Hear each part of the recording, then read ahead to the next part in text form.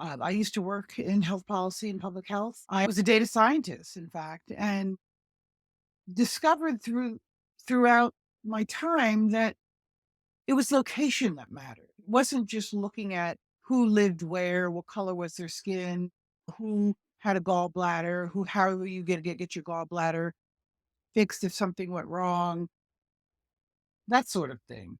I noticed that I was seeing patterns in the community and the city level because cities are these very complex systems and you can look at these emergent patterns. When you look at a city characteristics that's change with urban population, areas that are very dense with people, we can look at social interactions, we can look at networks. It's a really interesting lens to look at health and community. And the backdrop for all of this is also the infrastructure. There's a book that I read called Value Sensitive Design Shaping Technology with Moral Imagination. And it was really the best definition of infrastructure I've ever read. The basic physical and organizational structures and facilities needed for the operation of a society or an enterprise. This includes buildings, roads, energy sources, and other structures that enable cities, communities, social activities such as communication, transportation, and even information flow. I want to set the backdrop a little bit about the built infrastructure. I started looking at redlining in communities that back in the 30s were not given funding to buy homes. They were considered too risky. And I'll show you reasons why at the link. On the left, you see the map the way they existed in the 1930s. In the middle, you see the grades that were given. So just think about them contextually. The greens are good. The blues are pretty good. Yellows, a little cautionary tale. And the reds are where there really was no money given for home buying. And then all the way on the right, this maps to the different census tracts. So really the question we're asking here is, okay, the 1930s, my gosh, Bonnie, that was 100 years ago. Things must have changed. Not always. Let's take a look because now I can make it interactive. Now, when we pick an area and we click on it, we can come over here and we can see areas that were green. Some of them became worse. Some of them became better. You can see if a yellow goes to a red, that's worse. Sometimes it shoots back up to the green. You can see what the neighborhoods are. And using your geospatial skills, you can kind of look in those areas and see what might have influenced the improved economic output. Now, if we want to connect it to healthcare, we can click and we can look at a blue area. And this was ranked pretty high. They probably got funding and it's saying what people at the time earned and how healthy. They're not very socially vulnerable. The numbers are lower. There's still a minority here, but you could scroll through all of here and get to the healthcare situation and the demographic, and you can look at different neighborhoods in the 30s and what they're looking at today. So if we go to a red neighborhood that's still red, they considered if there were Black families there, they got a red. Are they laborers? They look and they see properties around Johns Hopkins are better than average. And so they're looking at commercial value, close to employment, but there's lots of foreigners and the properties are in bad shape. And they say the terrain is undulating, which means that it's a lot of hills. So the social vulnerability is starting to climb here. We have more minorities. Life expectancy is lower. The median age is lower. Poverty is higher.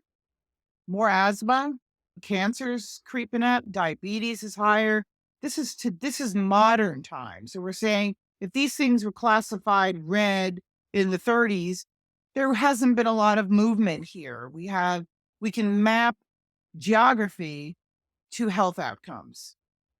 And these ideas that I'm talking about, this is something called semiotics. And I just want you to park it in your brain and think that there's something called abstractions. Abstractions mean if you were from outer space and you came down and you saw this thing on a pole with these lights on it, you'd be like, I don't know. I don't know what that is. So we create this and it's a representiment. This is something by Pierce.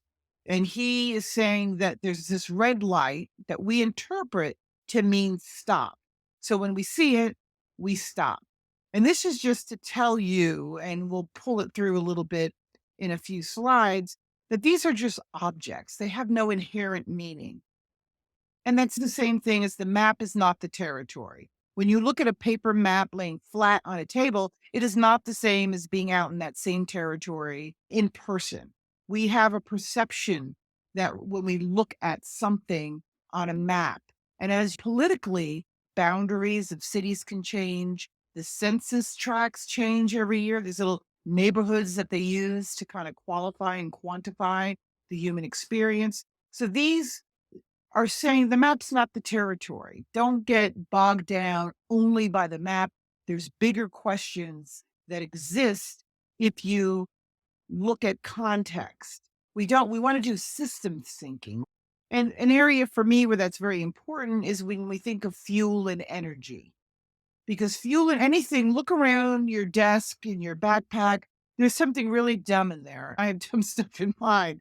So whatever little plastic blob you may have, it took energy to make that thing. And so you had to go into the earth, pump out all the oil, and that makes the products that we have. The problem that people aren't realizing as we move so quickly in tech is that there's a finite amount of oil. I wanted to show you that this example describes what a rivalrous dynamic might be. Like we buy electric cars because we want to be green and we want to save the planet, when in reality, in this refinery picture, you can't just leave the gasoline in the ground and take everything out. We're always going to be pumping that oil out of the ground. We will always need diesel because our military runs on diesel. Our maritime fleets run on diesel. When we talk about these things in a reductionist way without providing the systems thinking, they can be very misleading. And if you think about why US and China are always in the news, we're the biggest economies because we use the most oil. I'm a quantitative storyteller. So when I talk about petroleum, I'm going to look at the different industrial sectors. These are all important considerations when we're going to make big, bold statements about energy and what the costs of energy might be. And even if we all decide to use solar, wind, and hydropower, we still need to power it using fossil hydrocarbons. As we lead into a little more of the healthcare in our remaining minutes, you just have to find the themes relevant to policy. If you know that you notice hospitals being built on every corner when you drive through your hometown, it's all energy, it's all building infrastructure, it's all taking out the shale oil, and that's really all we have left nowadays. But it's making decisions about how we're going to expand energy and how we are going to outsource the damage. You have to disturb fragile ecosystems and biodiversity and all of these things. So when we're talking, we just have to make sure we tell the whole story. We need to use societal metabolism. We need to account for the natural resource capital that we use. How much is the healthcare industry worth? Do you really think an $808 billion industry in 2021, kind of beginning COVID time, if everybody woke up healthy tomorrow, our economy would collapse? The global healthcare industry is 12 trillion. The future of the wellness market is 1.5 trillion. So marketing to us for us to be healthier, and then we get sick and have this whole industry around taking care of us, it's not a flaw, it's the feature. And we can go in and look at the census level, because here we're looking in Baltimore, we're seeing the percent impervious area. So we can use our geospatial thoughts and system thinking to go look at the built infrastructure. Because if you have things that are impervious, like asphalt, hard packed ground, when there's a lot of parking lots, you hold a lot of heat in those communities. So it impacts health. It has far reaching impacts from a healthcare perspective. And you can see that dark blue and even the lighter blue, those areas are very impervious, meaning that pollution can gather there, water runoff. And speaking of that, these are assessed and impaired water catchment associations that you see in orange. We can also see the water areas that are repaired are pink. I would say there's quite a few of these seeping into our area. Think about why people might not have optimal health. This is another one where we're looking at neurological risk, looking at the lead air toxics. So I left the pink to show you where the impaired waterways are, and then water evaporates, and then you can see where the water catchment is. That's all from the other one. But those dark blue, light blue areas, that's where we have neurologic risks. So we see them around the city centers, we see them in little places, and this allows you to kind of zoom in and look and see what's going on in these areas. That's exactly what geospatial analysts are built for. And in closing, I don't want to be like a downer. We're all inside hospitals, but right outside the window are the subsidized food choices, the bad quality of air, the water. So we don't want to be distracted by just thinking about public health as being like, eat a vegetable. It is a much more systems thinking dilemma. And our society needs a mindset shift.